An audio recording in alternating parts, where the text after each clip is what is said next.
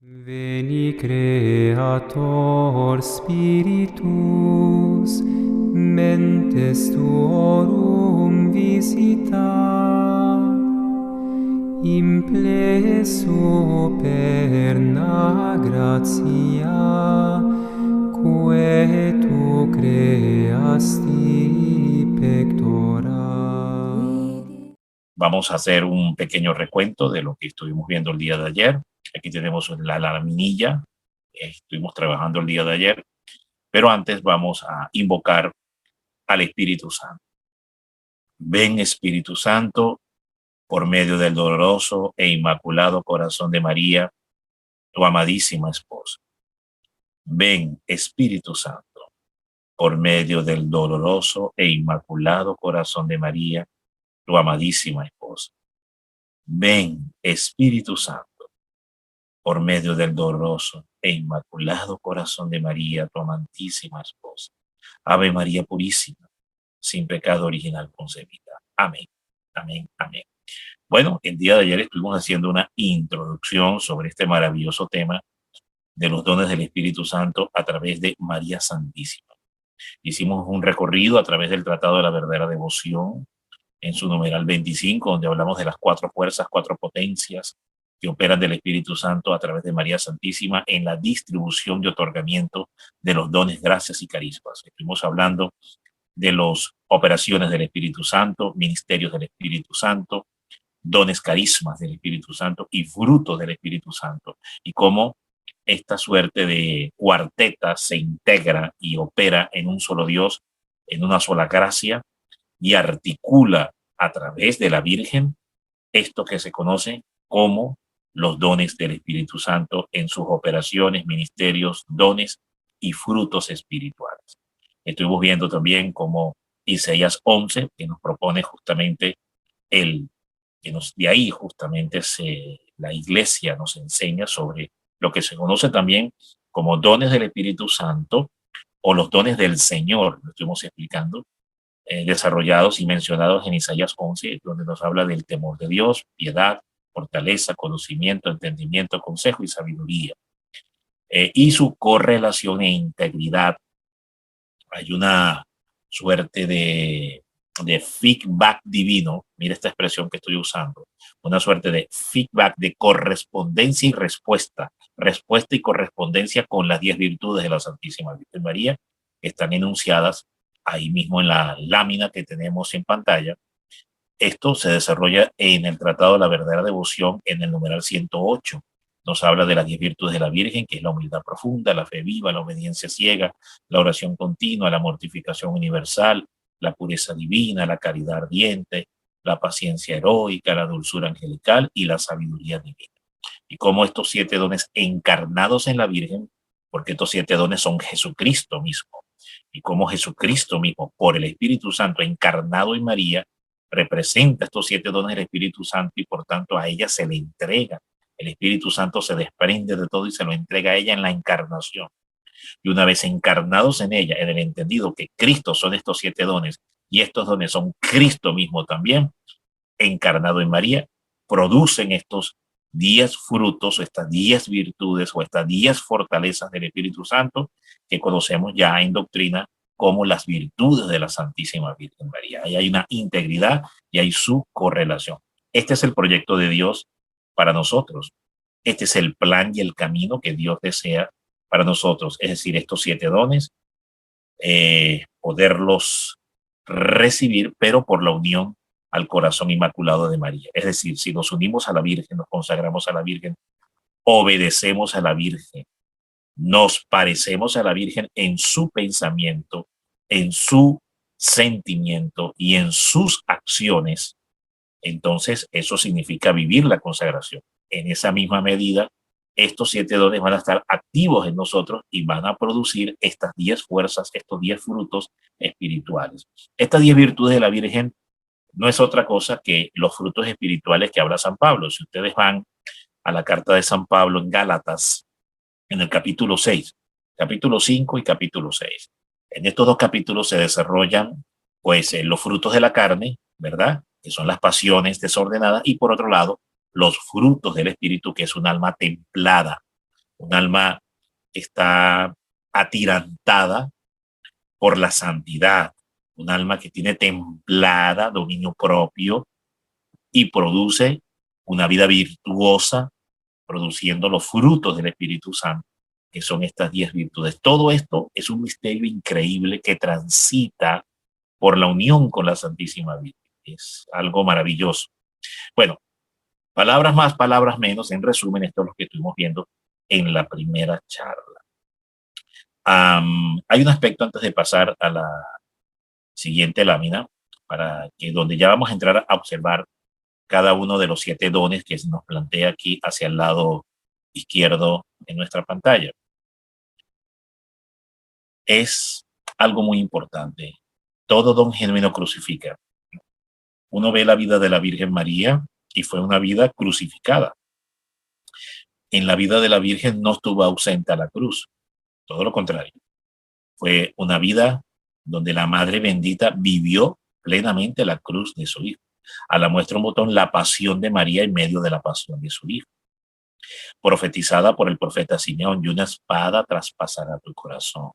Ahí el profeta Simeón le profetiza a la Virgen, ¿verdad? La pasión que ella en su corazón inmaculado viviría, de la mismísima pasión también que su Hijo llevaría adelante. Por eso todo don genuino crucifica.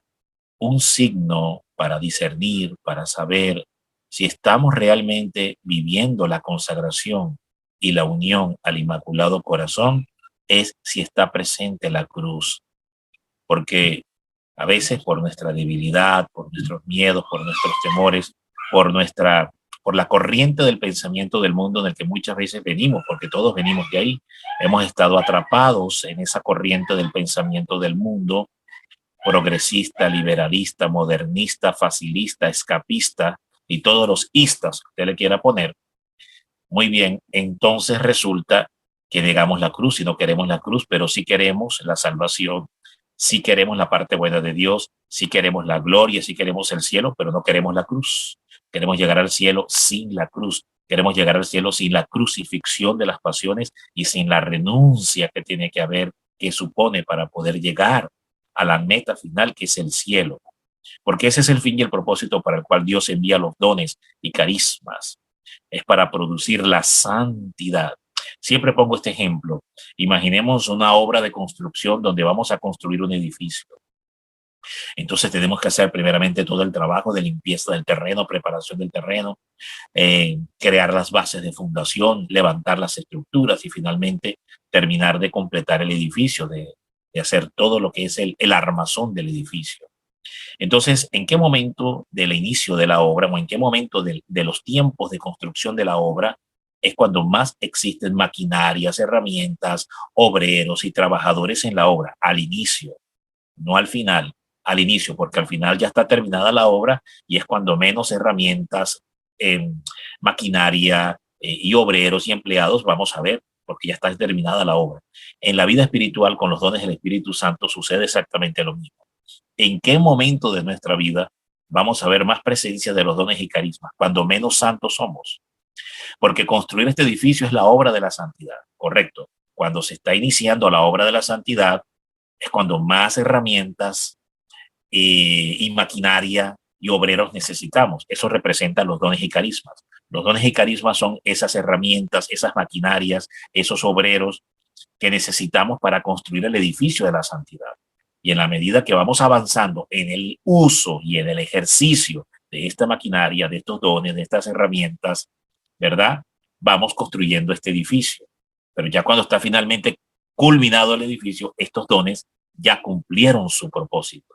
Entonces, ¿en qué momento, vuelvo y pregunto, en qué momento de la vida con los dones del Espíritu Santo, de la experiencia con los dones del Espíritu Santo, vamos a tener más presencia, manifestación de ellos, cuando menos santos somos?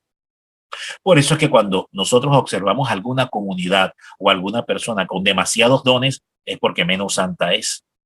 Y por eso está dotada de dones para que se haga santa. Pero en la medida que ya se hizo santa y alcanzó la santidad, estos dones tienden a desaparecer porque ya cumplen el propósito para el cual habían sido enviados. que era formar la santidad, crear la santidad, forjar la santidad. Bueno, entonces tenemos esta cita también del libro de los Hechos, capítulo 9, versos 15 al 16. Esto sucedió en el llamado que experimenta San Pablo, que pasa de Saulo de Tarso a ser el apóstol Pablo. Hay ese tránsito, ¿no?, del hombre carnal endemoniado, porque sí, San Pablo en cierta forma estaba endemoniado de odio, de rabia, de ira, persiguiendo a los cristianos, pero tiene entonces el encuentro que se puede decir que es el aviso, que es la iluminación de conciencia. Caminó a Damasco, en este capítulo 9 bien lo narra, y tiene el encuentro con el Señor, y ahí entonces hay lo que se llama una metanoia. Experimentó la metanoia, la transformación, el cambio fulminante e invasivo, porque San Pablo experimentó lo que se llama una conversión fulminante. Pero entonces el Señor le dice, sí, yo te voy a dotar de dones, gracias y carismas para que cumplas la misión a la que yo te llamo, pero no va a ser sin padecimiento. Veamos, esto tiene que ver con la vida de los dones espirituales también. Tiene que ver con la experiencia, con los dones del Espíritu Santo, porque muchos quieren los dones sobrenaturales, quieren experimentarlos, quieren tenerlos, pero no quieren pagar el precio de la cruz que supone tener esos dones. Y ahí hay que tener cuidado con eso. Dice entonces el Señor en su palabra, pero el Señor le dijo a Ananías que fuera a orar por él. Ve, porque él me es instrumento escogido. Correcto.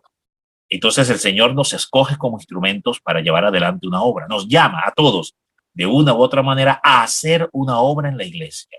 En una forma, en otra, pero siempre con un solo propósito. ¿Y cuál es ese solo propósito? Salvar almas, porque ese es otro tema. Otra manera de entender esto. Los dones y carismas están dirigidos a qué cosa o en función de qué. Como no, hacernos santos. Pero esa santidad va en virtud de qué, con qué alcance, con qué objetivo. Salvar almas, hermanos. Entonces, en conclusión también, si bien es hacernos santos, es ese propósito, salvar almas. Entonces, los dones y carismas no es para que nos enaltezamos, nos regodiemos, nos engrandezcamos en ego y en soberbia espiritual y en vanagloria espiritual y en jactancia espiritual. No es ese el propósito para el cual el Espíritu Santo nos permite tener dones y gracias por la unión con la Virgen María. Por eso la Virgen María es el camino más seguro para bien recibir y vivir los dones espirituales. Vuelvo y lo digo. Por eso la Virgen es el camino más seguro, es como la bóveda de un banco, es el camino más seguro para que estos dones puedan producir la santidad, porque cuando queremos echar mano de estos dones sin la unión con la Virgen, corremos un grandísimo riesgo, que es engrandecernos, enaltecernos, envanecernos, ensoberbecernos, todo este peligro del demonio. De hecho, es lo que le pasa a Luzbel. Se engrandece, se ensoberbece contra Dios, se rebela contra Dios, y como Luzbel es expulsado del cielo y se convierte en Lucifer. Bueno, corremos el grandísimo riesgo de que nos pase lo mismo que le sucedió a Luzbel en el cielo. Se repita la misma tragedia. Pero veamos acá, y esto es importante porque es la cruz que vamos a vivir por manejar algún don, por recibir algún don o en el ejercicio de algún don o dones o carismas. Es la cruz la que nos va a salvar para que nos haga santo, para que esos dones nos hagan santos y para que podamos salvar a otros también. Y es lo que pasa con Pablo. Entonces le dice el Señor a Ananías, pero el Señor le dijo, ve, porque él me es instrumento escogido para llevar mi nombre en presencia de los gentiles. Para eso es que recibimos los dones de los reyes y de los hijos de Israel. Pero, mire, aquí está el pero de Dios. Mira qué tremendo esto. El pero de Dios. Porque yo le mostraré. La palabra mostrar es manifestar. Porque yo le mostraré. También se puede entender como revelar. Yo le mostraré cuánto debe padecer. Ahí lo tenemos resaltado en mayúscula. Debe padecer por mi nombre. Entonces, todo don genuino crucifica. Entonces viene la gran pregunta. ¿Deseas la unción del Espíritu Santo? ¿Deseas la unción del Espíritu Santo, hermano? De hecho, el primer efecto de la consagración al Inmaculado Corazón nos ilumina a entender esto muchísimo mejor. Si nosotros vamos, por ejemplo, al numeral 213 del Tratado de la Verdadera Devoción, nos va a hablar sobre lo que es la verdadera experiencia fulminante, visitante del Espíritu Santo. Dice el primer efecto que es el conocimiento y desprecio de sí mismo. Gracias a la luz que te comunicará el Espíritu Santo por medio de María, su querida esposa. Es decir, los dones del Espíritu Santo por la unión con la Virgen garantizan que la experiencia que vamos a tener es esta que a continuación describo. Conocerás tu mal fondo, tu corrupción e incapacidad para todo lo bueno. Y a consecuencia de este conocimiento, que viene por la unión con la Virgen, te despreciarás y no pensarás de ti mismo, sino con horror. Con horror. Bueno, esto es tremendo. Es decir, que la verdadera experiencia, cuando uno se une a la Virgen María, en el dotación, ¿no? Del Espíritu Santo y de los carismas del Espíritu Santo, es el primer tránsito, la primera cuadra de recorrido, la primera milla, el primer kilómetro de recorrido, es que nos revela nuestra cloaca, nuestra impureza, nuestra inmundicia, nuestra incapacidad. Nos lleva a una profunda contrictación al ver nuestra inmensa miseria y los pecados graves con los que hemos ofendido a Dios. Hermanos, ¿cuántas confesiones hemos hecho sin que nuestros pecados nos duelan? Tenemos en un momento la iluminación racional, como el entendimiento racional de que algo está mal y lo confesamos. Y no digo que no esté bien, está bien que se haga. Pero hace falta algo, que debemos llorar nuestros pecados, porque muchas veces hemos recurrido al sacramento de la confesión, porque tenemos la preclaridad de algo que está mal y lo confesamos, pero no nos duele, no lloramos ese pecado, está incompleta, y eso es lo que se llama justamente la enmienda. No hay enmienda, no hay el dolor de la enmienda, no hay el dolor del contrictamiento. Está incompleta la tarea, está a medias. Entonces, esto mismo pasa para entender bien este tema de los dones y carismas del Espíritu Santo. Entonces viene el Espíritu Santo y nos muestra toda nuestra inmundicia. Esa es la verdadera visitación. A veces llamamos a las experiencias con el Espíritu Santo, sobre todo en el mundo protestante, suele asociarse de esa forma, que la verdadera experiencia o visitación o bautismo en el Espíritu, como nos narra la carta del libro de los Hechos, en sus primeros capítulos, nos va a hablar distintas tramas, distintos escenarios donde los apóstoles iban por los pueblos, las ciudades, las aldeas, y multitudes se convertían y había gozo y algarabía. Entonces a veces asumimos, y los protestantes mayormente, de que es esa euforia emocional. No, esa no es la verdadera, o no se puede entender como el verdadero bautismo en el Espíritu Santo o llenura del Espíritu Santo. El verdadero bautismo es lo que dice aquí el primer efecto de la consagración, que el Espíritu Santo, por la unión con la Virgen, te mostrará, te revelará, que es lo que le dice justamente Jesús a Pablo, y yo le habré de mostrar cuánto habrá de padecer. Y entonces dice, nos mostrará el mal fondo, nos va a llevar a fondo, y nos va a mostrar la corrupción y la tremenda incapacidad que tenemos para obrar el bien. Y será tan doloroso, tan contrictivo, que pensaremos de nosotros sino con horror. Te despreciarás y no pensarás de ti mismo sino con horror. Bueno, ese es el primer kilómetro, la primera cuadra que tenemos que recorrer en esta experiencia visitante. Entonces, te podrías hacer una pregunta, ¿Te ha visitado realmente el Espíritu Santo alguna vez? Pero digo yo, de esta forma como lo enseña el Espíritu Santo y como lo enseña San Luis María Griñón de Montfort, y a la luz de lo que entendemos de este texto de la Biblia que tenemos aquí en pantalla.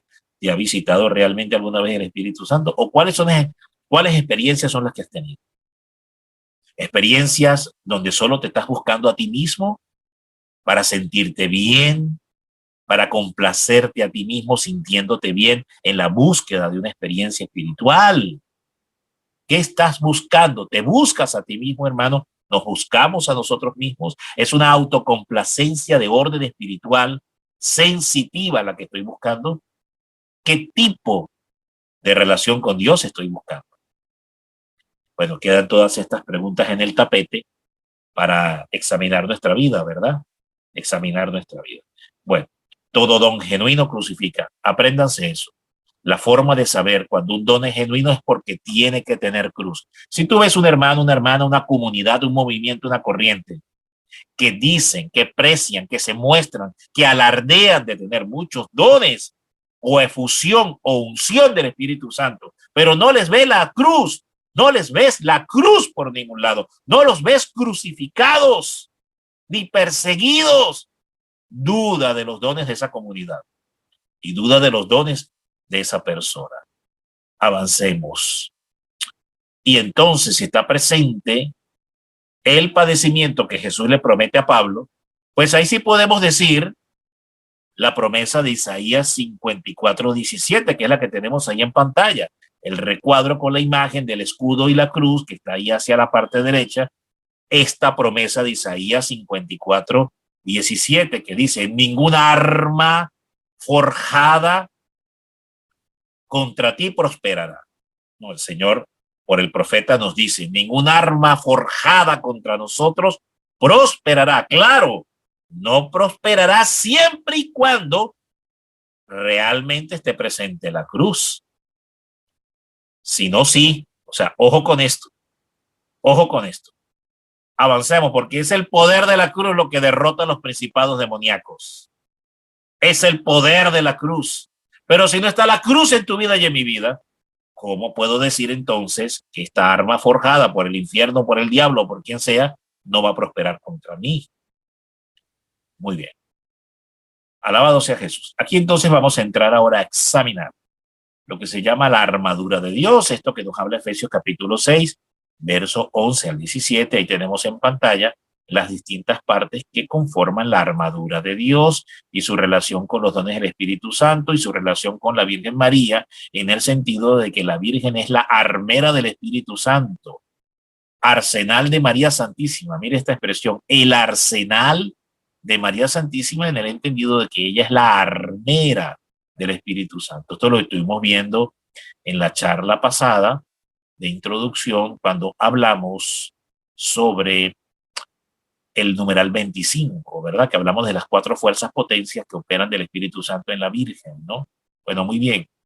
Armera del Espíritu Santo. Entonces, su asociación, ¿cuál es la asociación que tiene con la armadura de Dios? Y aquí tenemos hacia la mano derecha, pues tenemos las distintas partes, la palabra de Dios, el cinto de la justicia, el yelmo de la salvación, que es el casco, el escudo de la fe, los lomos ceñidos con la verdad, el apresto del evangelio.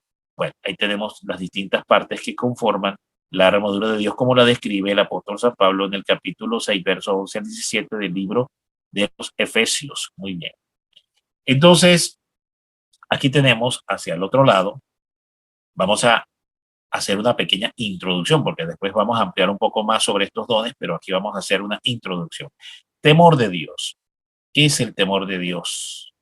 Partiendo de lo que dice Isaías capítulo 11, que nos habla precisamente de los dones del Señor. Ya explicamos que estos 7 dones son los dones del Señor y por tanto estos 7 dones se encarnan en la Virgen y la Virgen es la que los administra, porque así lo dispone el Espíritu Santo. Ya lo vimos en el numeral 25 del Tratado de la Verdadera Devoción. Entonces, temor de Dios. Esta definición que tenemos acá nos plantea inmenso respeto a la divina voluntad y horror a ofenderla. Eso es temor de Dios. Respeto a la divina voluntad y una predisposición de horror por ofender la divina voluntad. Este es el principio de la sabiduría, por cierto, porque el mismo libro de Proverbios dice que el principio de la sabiduría es el temor de Dios. De hecho, en el orden de pedir los dones, fíjense qué interesante, en el orden, si tuviéramos un orden para pedir los dones, el primer don que deberíamos de pedir es el temor de Dios, porque al tener este temor de Dios, que es la puerta de entrada a los demás, si ustedes observan, es el primero, es la puerta de entrada a los demás dones, porque es el principio de la sabiduría, el tener temor de Dios. Entonces, pedirle a la Virgen María que nos dé la gracia del don del temor de Dios. Madre bendita, en esta hora, concédenos como una gracia dispensativa de tu corazón inmaculado el tener temor de Dios. El segundo don, como consecuencia del primero, que es el temor de Dios, es el don de la piedad, vivir la piedad, tener un alma piadosa, espíritu de piedad.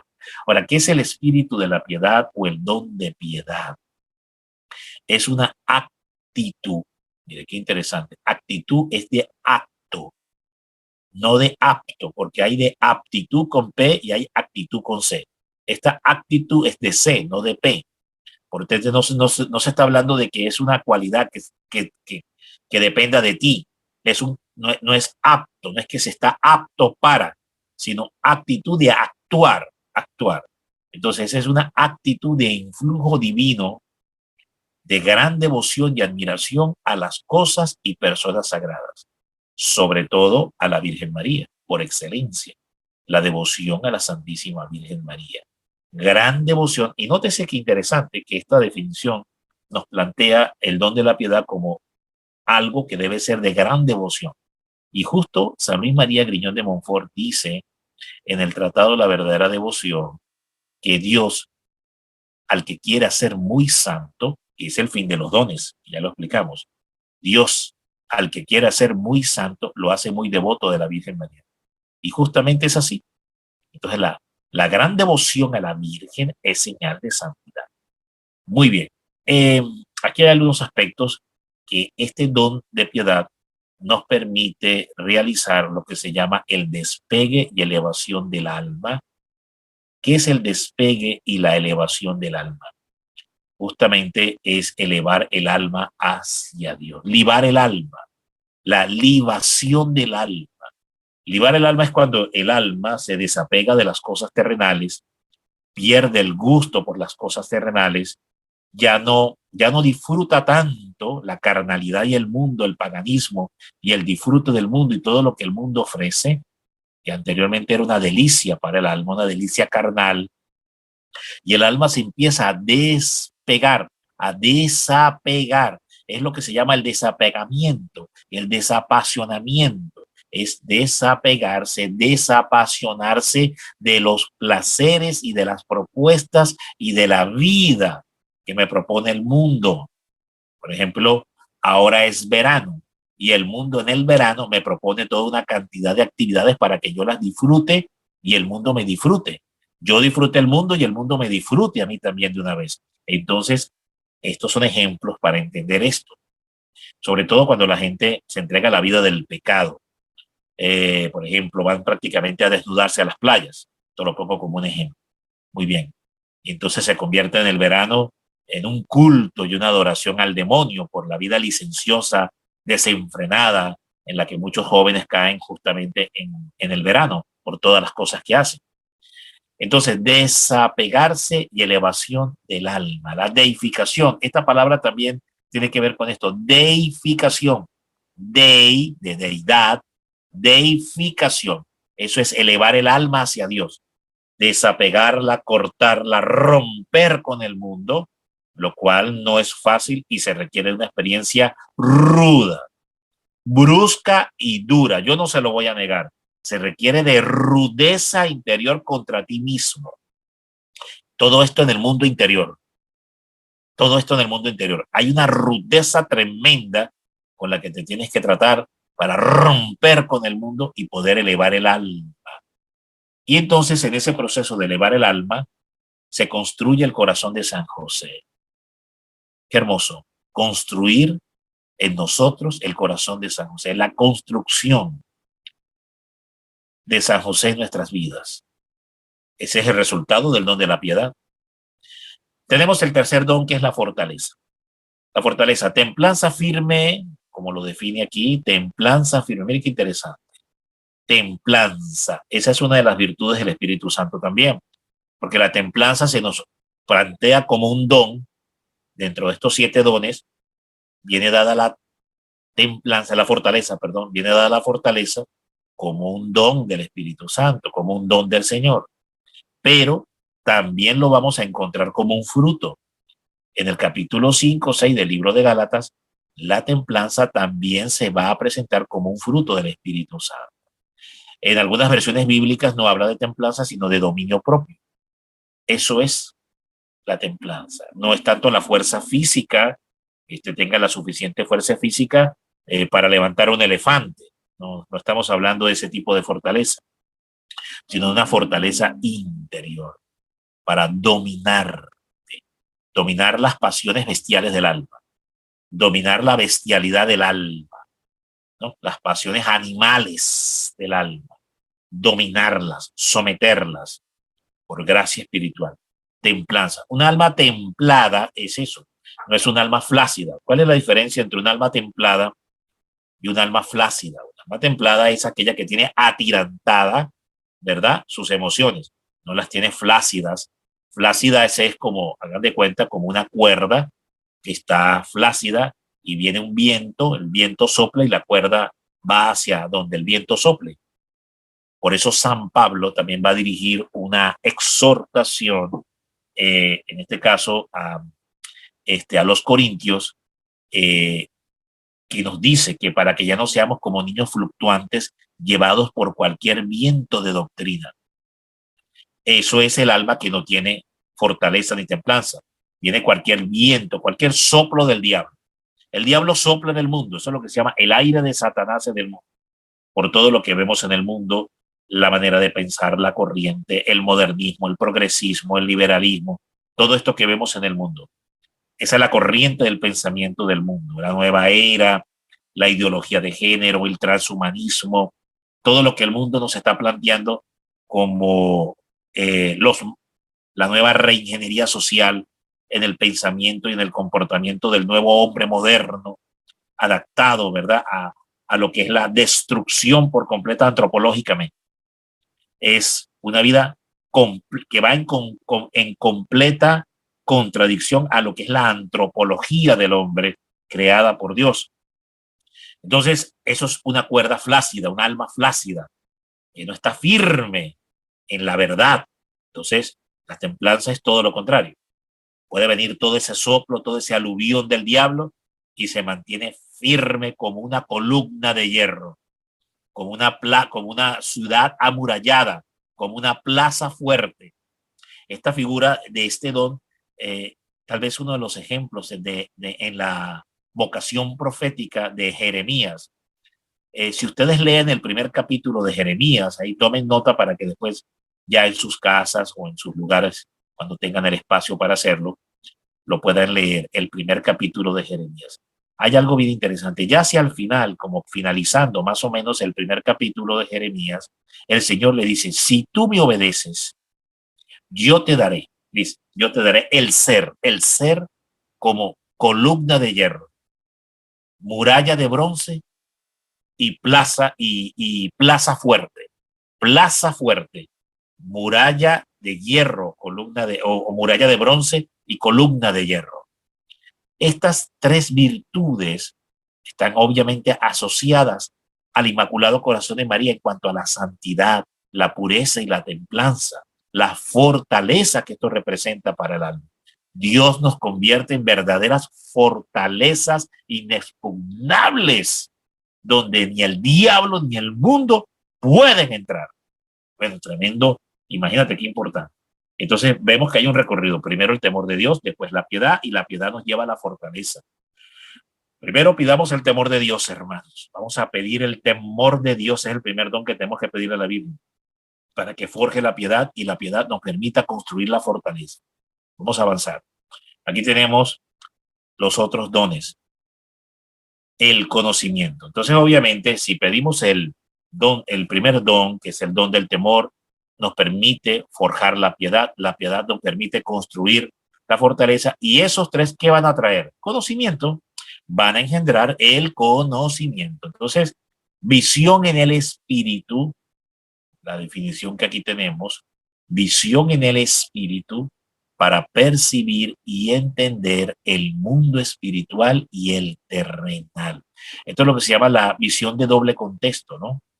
Que puedes ver tanto el mundo terrenal como el mundo espiritual, pero sin perder los pies sobre la tierra. Esto es interesante. Sin que caigas en una experiencia de psicosis mística o de fanatismo espiritual. Repito, sin caer en psicosis mística o fanatismo espiritual, sin perder la realidad, con la mente y el corazón en el cielo, pero con los pies puestos en la tierra. Esto es interesante. Eso es lo que se llama vivir bajo la visión del doble contexto. Esto lo trae, esto es el conocimiento que viene por el tránsito y el ejercicio de los otros tres dones que ya describimos. Conocimiento, don del conocimiento. En este don del conocimiento, evidentemente, tanto el conocimiento, el entendimiento y el consejo, estos tres que vemos aquí, van a estar articulados y conectados con tres dones que San Pablo va a describir también en Primera de Corintios, capítulo 12. Repito, Primera de Corintios, capítulo 12, que ahí nos va a hablar de los 9 dones del Espíritu Santo. Desde aquí tenemos 7 dones, pero allá San Pablo nos va a hablar, amplía, y nos va a hablar de 9 dones del Espíritu Santo. Esos 9 dones, pues el don de, como estuvimos explicando, creo que los mencionamos, esos 9 dones son el don de sabiduría, el don de conocimiento o entendimiento, el don de profecía, el don de hacer milagros, el don de fe, el don de interpretación de lenguas, el don de lenguas. Son estos 9 dones que se desarrollan ahí precisamente. Entonces, estos 3 primeros dones que describe esta carta, Primera de Corintios capítulo 12, habla del don de la sabiduría, el don del entendimiento y el don de la profecía.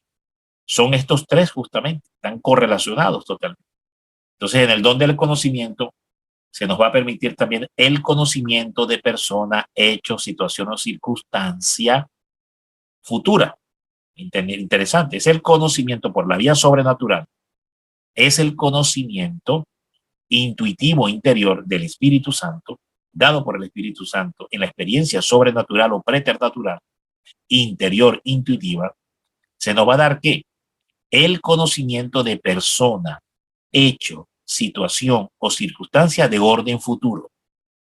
Después tenemos entonces el otro, el entendimiento, que es el quinto don del Espíritu Santo o don del Señor. Entonces entendemos que los 3 primeros se engendran este cuarto, que es conocimiento, y el conocimiento nos va a llevar al quinto, que es el entendimiento.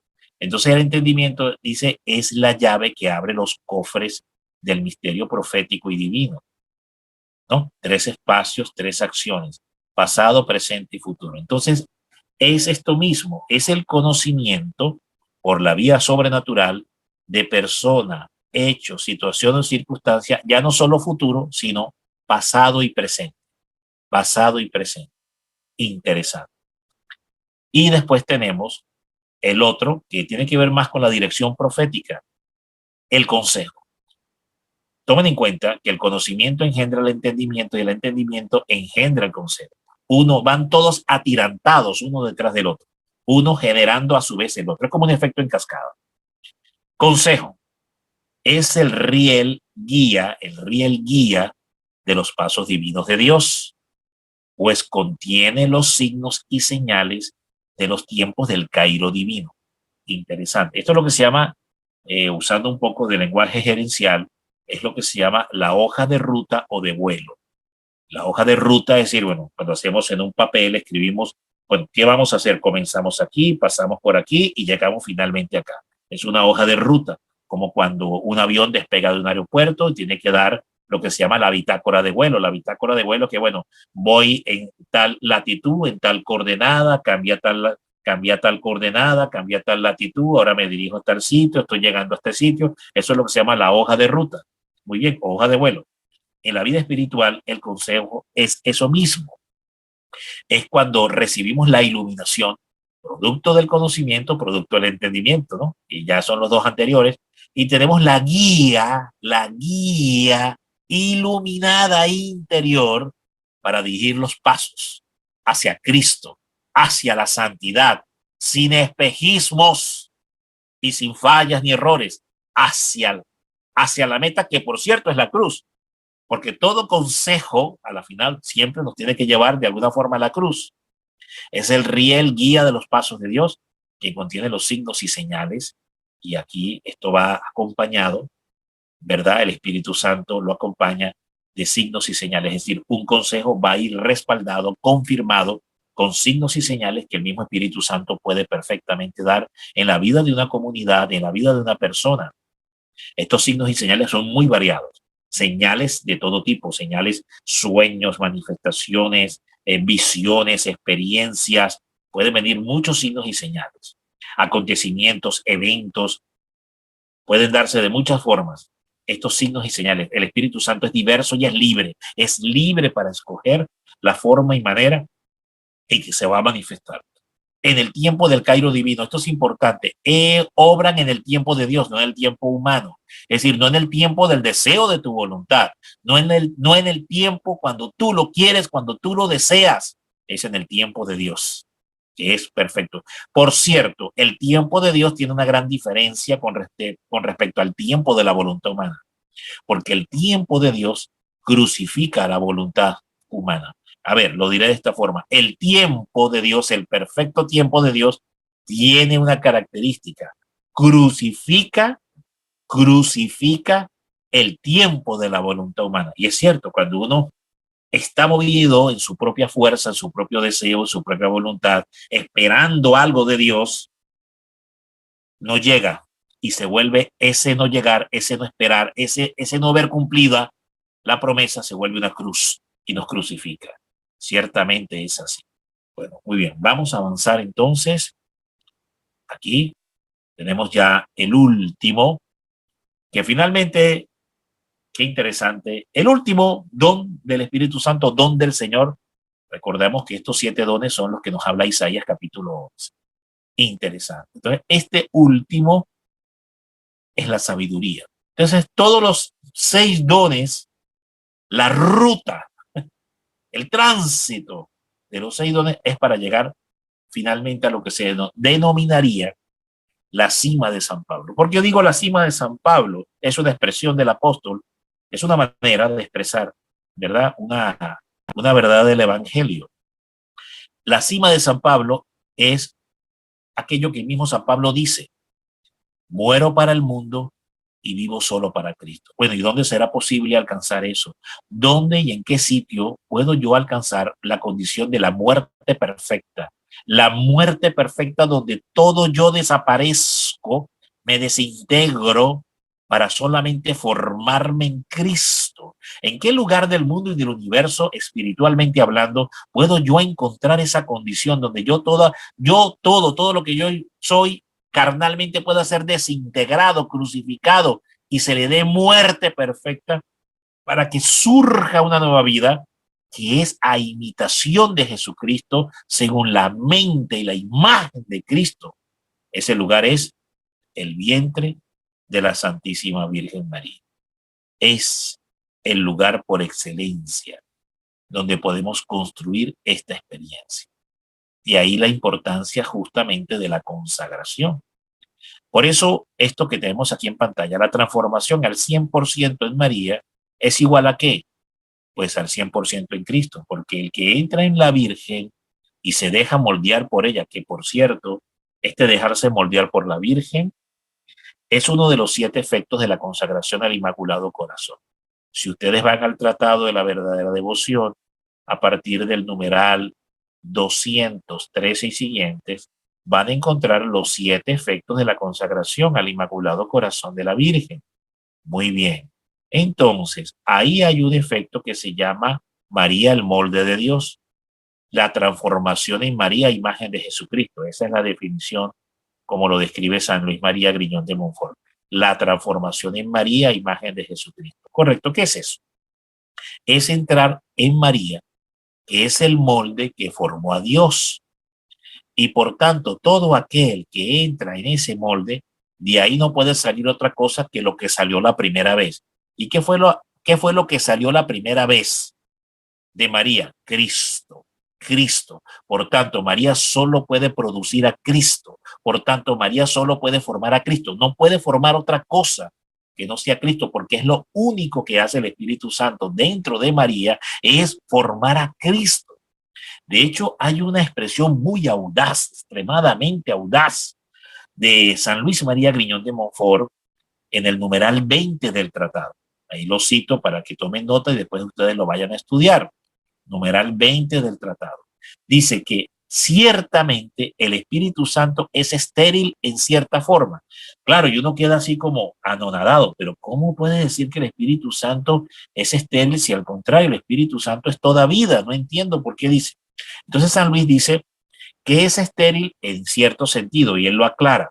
Dice que es estéril porque lo único que produce el Espíritu Santo es Cristo.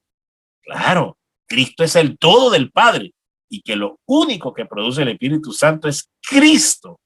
Y Cristo lo produce dentro de María. Entonces, que la única acción fructífera, fecunda, que realiza el Espíritu Santo es formar a Cristo en María. Por tanto, entonces, es el molde de Dios donde Dios mismo es formado, forjado, porque Cristo es Dios. Así las cosas, entonces, si nosotros nos vertimos en ese molde, somos metidos en ese molde, de ahí va a salir también otro igual a Cristo. Pero le tengo una noticia. Esto no es solamente un ejercicio imaginario o de pronunciación de fórmulas. No es simplemente una cacofonía de pronunciar una fórmula o hacer un rosario diciendo, por ejemplo, yo me sumerjo en el vientre de María, en el molde de y en el nombre de Jesús yo pronuncio con mis labios que ahora yo mismo me vuelvo Cristo. No, no es así tan fácil. No es simplemente un ejercicio de meras fórmulas. Tiene que haber una experiencia real en la vida. Es decir, para que te puedas meter en ese molde, a ti y a mí, nos tienen que fundir. ¿Qué es la fundición? Es decir, nos tienen que mandar fuego. Fuego, porque el fuego es lo que funde el alma. Entonces tiene que venir un fuego del Espíritu Santo, que eso es el primer efecto precisamente, ya lo estuvimos nombrando. Ese es el primer efecto. Tiene que venir entonces un fuego purificador. Estoy hablando de purificación, hermanos, y purificación es purificación, en todo el sentido de la palabra. Entonces tiene que venir un fuego purificador para podernos volver líquido, volvernos en estado líquido, porque estamos en el estado sólido del pecado, en el estado sólido de la rebelión, de la inmundicia, de la desobediencia. Entonces, para poder transformar eso, tiene que venir el fuego de la prueba para que nos pueda fundir en el estado líquido. Y en ese estado líquido poder ser vertidos en el vientre de la Virgen o en el molde de ella para que ella forme y salga de ahí otro Cristo igual a Cristo. Bueno, esto es lo que se conoce como la cima de la sabiduría. Muero para el mundo, vivo para Cristo. Bendito y alabado sea nuestro Señor Jesucristo.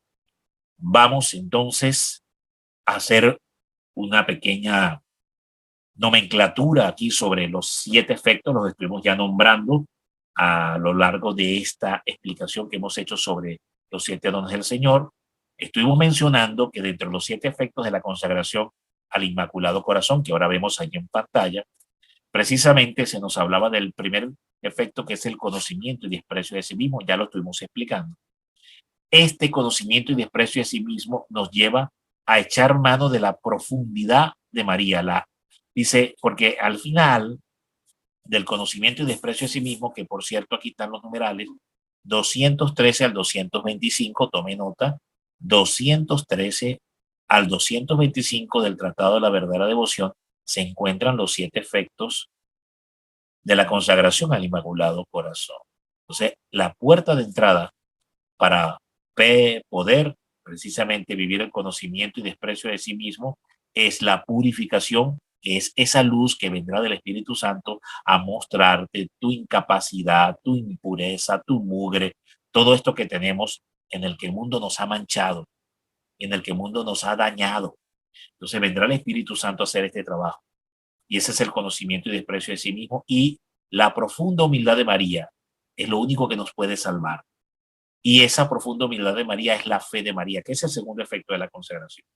Entonces, el segundo efecto de la consagración es la participación en la fe de la Virgen María, que habla de 6 características, 6 antorchas que la fe de María es entrar a vivir en la fe de María, que por cierto, parte de la purificación que tenemos que vivir es que ya no es por fe propia, porque yo puedo tratar de alcanzar a Cristo, tratar de vivir a Cristo bajo mi propia fe, pero que no es mi propia fe la que tiene la promesa y la que engendra la promesa y contrae la promesa de formar a Cristo. La única fe dotada con el poder y la fuerza para formar a Cristo es la fe de María, no la tuya y la mía. Ahora, si tu fe y mi fe deja de ser la mía para que sea la de ella, la historia cambia. Ahí la historia cambia. Por esto es que ese es un trabajo, este es un switch, esto es una transformación, esto es una metanoia, porque salir de la fe propia para entrar en la fe de María es un proceso que, por supuesto, como expliqué, pasa por el conocimiento y desprecio de sí mismo y la purificación, pasar del estado sólido del pecado al estado líquido, fundido de la purificación. Una vez que hemos entrado en el proceso de la fe de María, entonces ahí empezamos a tener lo que se llama la madurez cristiana. Entonces el catartismo con kilo, con K de kilo, catartismo, así como suena. Esto que nos va a definir San Pablo en el capítulo 4, en su carta a los Efesios, dice que Jesús llevó cautiva la cautividad y dio dones a los hombres, ¿verdad? Para unir a todos los santos en la misma mente, en una misma mente, en un mismo corazón, en un mismo proceder, unir todos los cuerpos de Cristo cohesionados, unidos perfectamente en una sola mente, en un solo Dios, en una sola comprensión. Eso es el catartismo del Espíritu. Esa es la madurez cristiana. La Virgen es la única que puede lograr ese catartismo sobre la iglesia y ese estado de madurez pleno. Después viene el cuarto efecto, que es la gran confianza en Dios y en María. La gran confianza en Dios. Miren, bendito sea el Señor. Esa gran confianza en Dios y en María es producto de el abandono, porque ya es que este es un tema tremendo. Vivir bajo la confianza, vivir en el abandono mariano. A ver, hermanos, esto se escribe fácil, se dice fácil, pero hay que ver lo que es vivir en el abandono mariano. Vivir en una total dependencia de la madre, en un total abandono en la madre. El quinto efecto de la consagración, que es uno de los que más me encanta, que precisamente tiene varias partes, habla de el gran Pentecostés que habrá de venir, pero que primeramente tiene que venir el triunfo de María por la unión de las almas en María, que se convertirán en copias vivientes del Espíritu Santo. Eso es interesante. Copias vivientes de la Santísima Virgen, exactamente igual que la Virgen María, para que pueda venir Cristo por segunda vez a reinar sobre la tierra. Entonces habla del gran Pentecostés, habla del triunfo del Inmaculado Corazón y habla del reinado eucaristizante que habrá de venir sobre el mundo. Esto es el quinto efecto de la consagración. Y este es el sexto, que yo les estaba hablando sobre María, el molde de ella, el molde de Dios, que ya dimos toda una explicación, transformación de María a imagen de Jesucristo. Y finalmente, el último efecto es la mayor gloria de Jesucristo. Como Jesús, por sujetarse a María y por obedecer a María, da la mayor gloria posible que se le puede dar al Padre.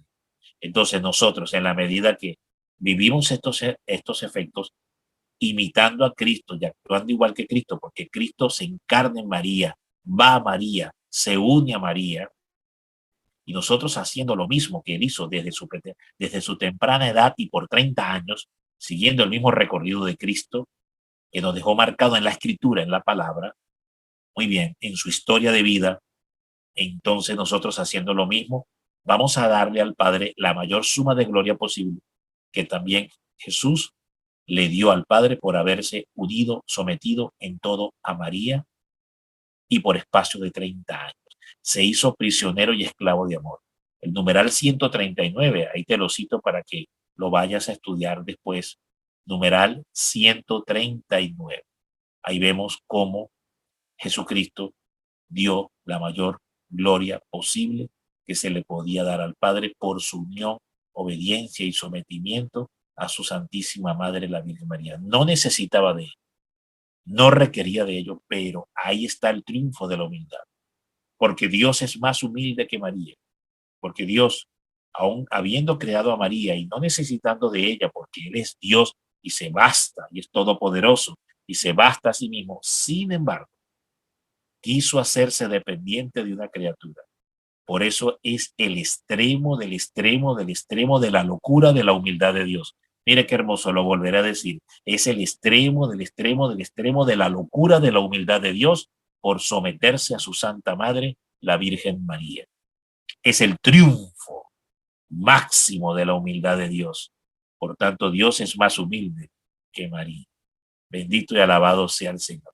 Bueno, vamos a dejar hasta aquí esta segunda charla. Ya pues mañana continuaremos con la charla final sobre los dones del Espíritu Santo a través de María Santísima. Paz y bien para todos.